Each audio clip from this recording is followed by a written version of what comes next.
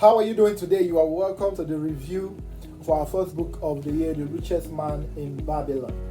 The Richest Man in Babylon. This is one of the books that we decided to start with this year because this year we want to focus on personal finance, on how to grow our wealth as somebody getting income. All right.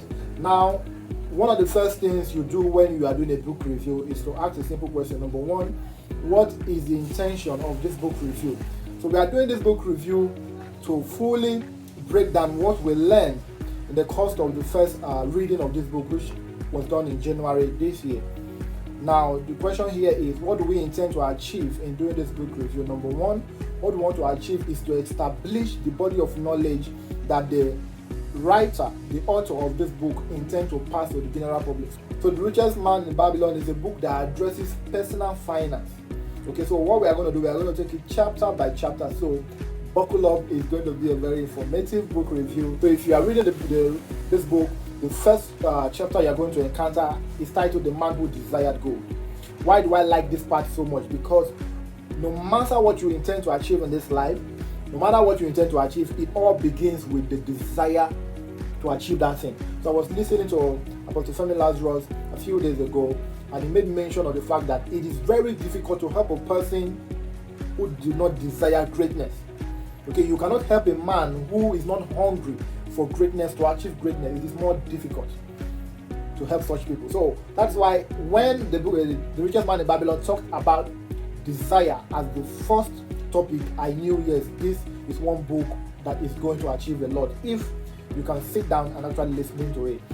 So quickly, number one, the man who desired gold. So the main characters in this chapter 1 is number one, Banser, and then Kobe, his friend. So there is Banser, and then there's Kobe, his friend.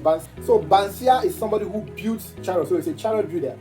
So this beautiful book opened on Banser sitting down, reminiscing about his life, thinking about how he has built so many beautiful chariots for the wealthy population of Babylon. But he who was building this beautiful chariot could not even afford to eat good food, could not afford to take care of his own family. He was contemplating his friend Kobe, walked in on him, and funny enough, Kobe came to borrow money from Bansia, who is also complaining about not having money.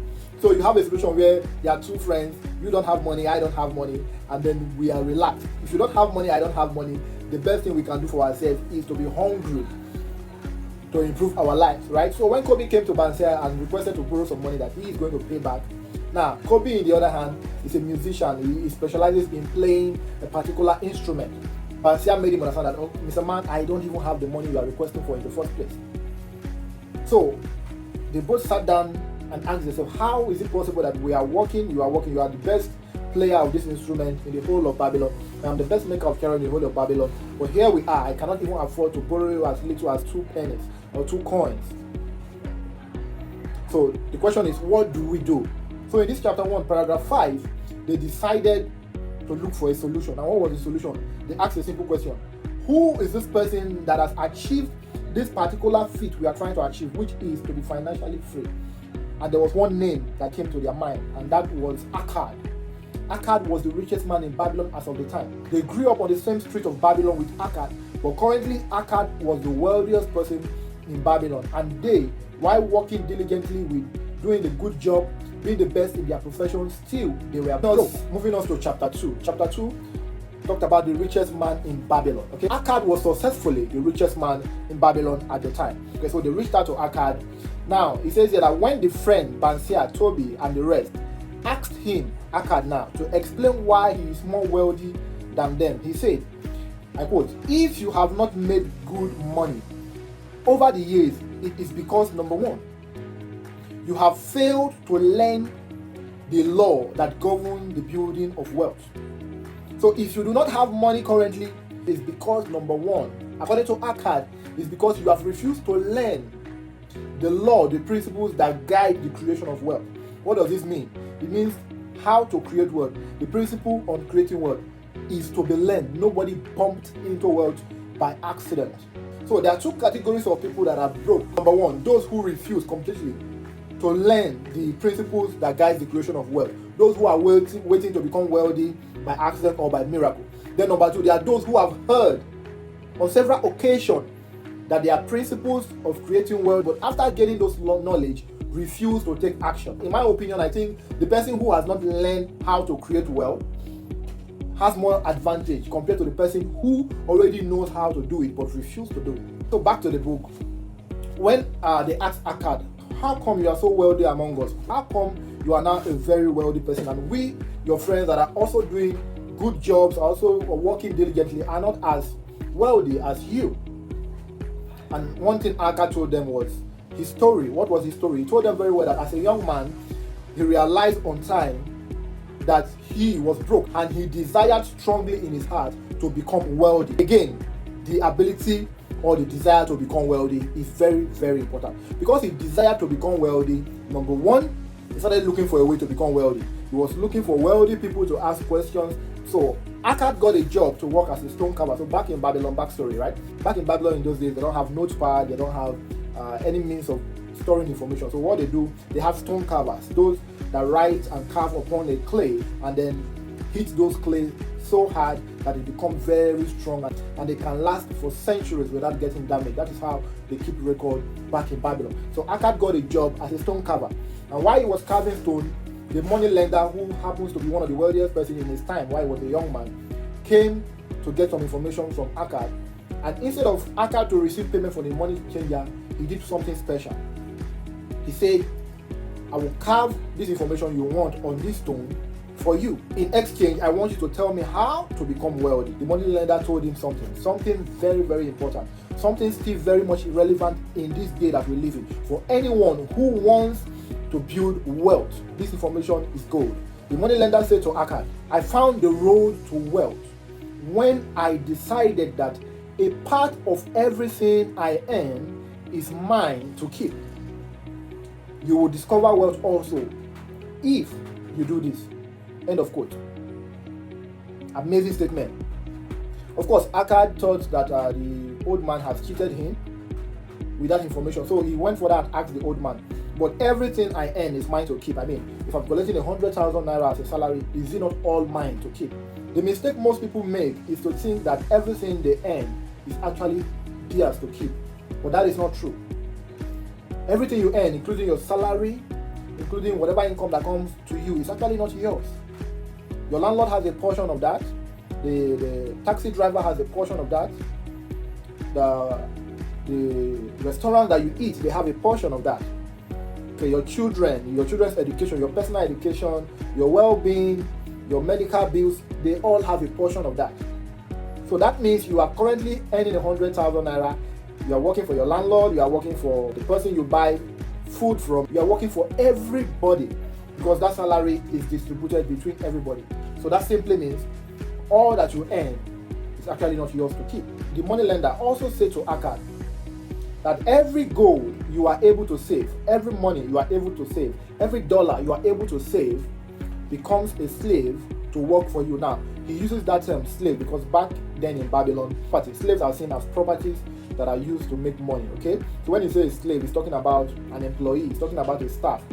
If you will become wealthy, you must have multiple slaves, in bracket now, talking about multiple employees, talking about a lot of money saved that is supposed to be working for you. To conclude chapter 2, one statement that stood out for me was the statement made by the money lender, which is, and I quote, a part of all I earn is mine to keep. A part of all you earn is yours to keep. It is that one you keep that will be invested and then start your journey to creating wealth. So chapter 3 is where the real lessons in this book began. Chapter 3 talks about 7 cure for a lame horse. 7 cure for a lame horse. Amazing, amazing, amazing. Simply means 7 cures to poverty. The first cure says start thy pause to fattening. Start thy pause to fattening. Simply put, start saving. Okay, start saving money. The first cure to being broke is to start saving money. The main mention here that the current streams of income you have is your opportunity to create wealth. So the first question here, do you have any source of income? Do you have any streams of income? You must first of all start and get a source of income, no matter how little it is. That is the first, because that your first source of income is going to be the foundation that you grow on. Number 2, do not spend all that you earn. Keep 1/10 of everything you earn for yourself. Simply means if you're earning 100,000, 10,000 is yours to keep. It is not yours to keep so you can spend it later. No, it is not yours to keep so that you can use it to buy clothes or so that you can use it to pay for your rent. No, it is yours to keep so that you can invest it later. Do you understand what I just said? Number 2 cure for a lean pulse. Number 2 cure for being broke is 1, control thy expenditure. Simply put, live below your means. But your ability to live below your means is what is going to guarantee you saving 10% of what you are earning and still living below. For no reason should you touch that 10% you have saved for investment. The 3rd cure for being broke is make thy gold multiply, from the richest man in Babylon.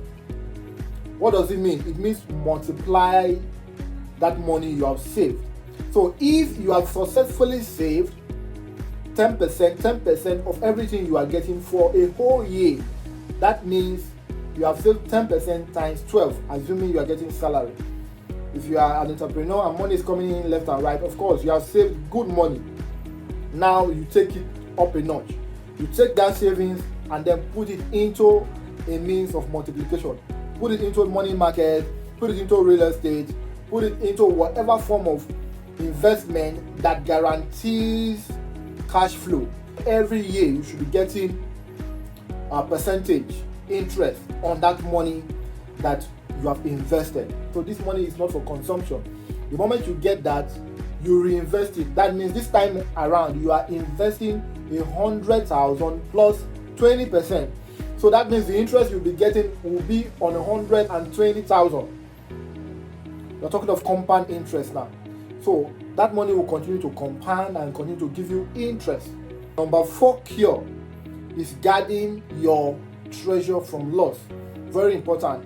The moment money starts coming in, you are making money from the investment, you are making money from your income, and your 10% you are saving. The next thing you need to do is to guard yourself from loss. So in order to protect your money from losses, you have to approach the right people with the right knowledge. If you want to invest into stock, you have to sit down and ask the right people, learn about it. You want to invest into real estate, you have to sit down and ask, is it commercial real estate? Is it recreational real estate? Is it residential real estate? Which one will give you a guaranteed profit? Guaranteed is the underlined word, not more profit. Guaranteed profit. Okay? So you asking questions, asking the right people, investing the right way will save you from loss. The 5th law to fattening your purse is making thy dwelling a place of investment. I'll break it down. Simply means own your own home. Remember, is the richest man in Babylon. Okay, and this is the final book review. Before we move to the next book we are reading. Now you have money, now you have investment. The next thing you should do is to quickly own your own home. And if possible, make money from that home you own. Talking about real estate now, I'm a big believer in real estate. I'm a real estate developer, a real estate entrepreneur. So I understand what this means, okay? Earning money from real estate, living in your own home is a means of building wealth and preserving wealth as well. The 6th law to fattening your purse is what? Ensure a future of income. So number 1, you now have investment, you now have a house of your own, you're not making money left and right. You will not always be young to make this money. So you have to ensure a future of income. You have to guarantee a means to which you can still make money at old age. You can buy multiple real estate, you can buy stocks that you can sell at old age to get liquid, okay, so that you can make money, so that you can still be valuable in the society, so that you can take care of yourself and take care of your family even at old age. The 7th cure, which is the last cure for a lean pulse, talked about increasing your earnings, increasing your earning power, increasing your earning ability. So number 1, you are able to save from the little income you have. As you are saving gradually, you are saving the money to invest. As you are investing, you have investment coming in. One thing you should do is also to invest in personal development to increase your ability to earn. It is a man who has the wisdom of earning that can actually bring in more income.